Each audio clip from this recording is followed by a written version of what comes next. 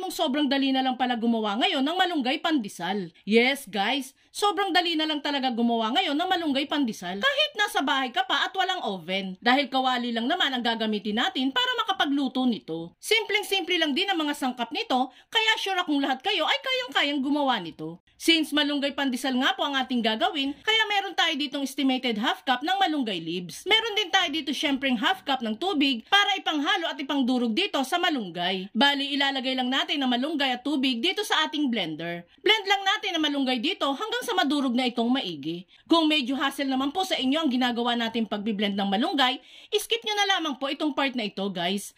Pwede nyo naman po kasing pinuhin na lang yung malunggay gamit ang kutsilyo. Mas mapapadali lang po kasi yung procedure natin kung blender po ang gagamitin natin. Once ma-blend na nga natin ang malunggay dito, ay pwede na natin itong i-transfer sa isang lagayan at i-set aside muna. Dito naman sa ating bowl ay pagsasama-samahin na natin ang mga dry ingredients. Bali, naglagay lang ako dyan ng 1/4 kilo ng first class na harina, 3 tablespoon ng asukal, half teaspoon ng asin, at 1 teaspoon ng dry yeast. Dun sa harina guys, pwede naman po kayong gumamit ng all-purpose flour o di kaya naman ay third class na harina. Ang kaibahan lang po kasi ng first class is malambot po yung magiging pandesal natin kahit lumamig pa po ito compare sa all-purpose flour at third class na harina. Pero okay na okay din naman po yung gamitin guys. Doon naman sa instant dry yeast, pwede naman po kayong bumili niyan sa mga bakery supplies or sa palengke na malapit sa inyo. Hahalu-haluin lang natin ang mga dry ingredients dito bago natin isalin pa unti-unti yung blended nating malunggay kanina. At saka natin yan nahalu-haluin at mamasa-masahin. Make sure lang na naghugas kayong maigi ng kamay bago kayo magmasa ng dough.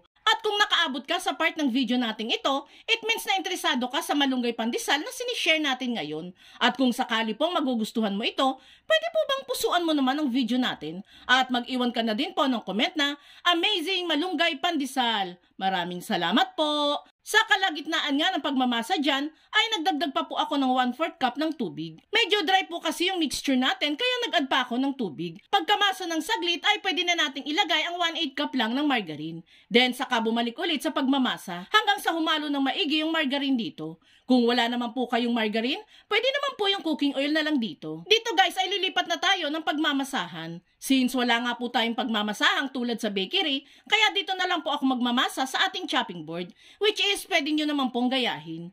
Nag-dusting lang ako ng konting harina dyan, then saka ko itinuloy ang pagmamasa natin. Bali, mamasahin lang naman natin itong dough natin hanggang sa maging elastic o yung tipong nai-stretch na yung dough natin. Mga 5 minutes lang na pagmamasa yung gagawin natin dito, guys. And after nga natin itong mamasa ng 5 minutes, ay makikita ninyo dyan na elastic na itong dough natin na nagawa. Meaning, okay na itong ating dough. Ilagay lang natin yan sa isang lagayan at saka takpan ng malinis na tela. I-rest muna natin yan ng 1 oras hanggang sa mag-double in size na ang ating dough. Pagkalipas nga ng 1 oras, ay umalsa na itong ginawa nating dough. Bali, tatanggalin lang natin dyan yung hangin sa loob nitong dough at saka bubudburan o i-dusting ng harina para hindi manikip. After niyan, ay pwede na natin itong hatiin sa gusto nating maging laki nito. Bali, dito po ay medyo maliit yung gagawin natin para mas madali itong maluto mamaya sa kawali. Since wala nga tayong nabiling breadcrumbs na para sa pandesal, kaya hindi na po tayo maglalagay nun. Pagkakat ng pandesal dough, ay i-rest ulit muna natin yan ng 30 minutes o hanggang sa umalsa na ulit itong dough natin. Once nga na umalsa na itong mga dough,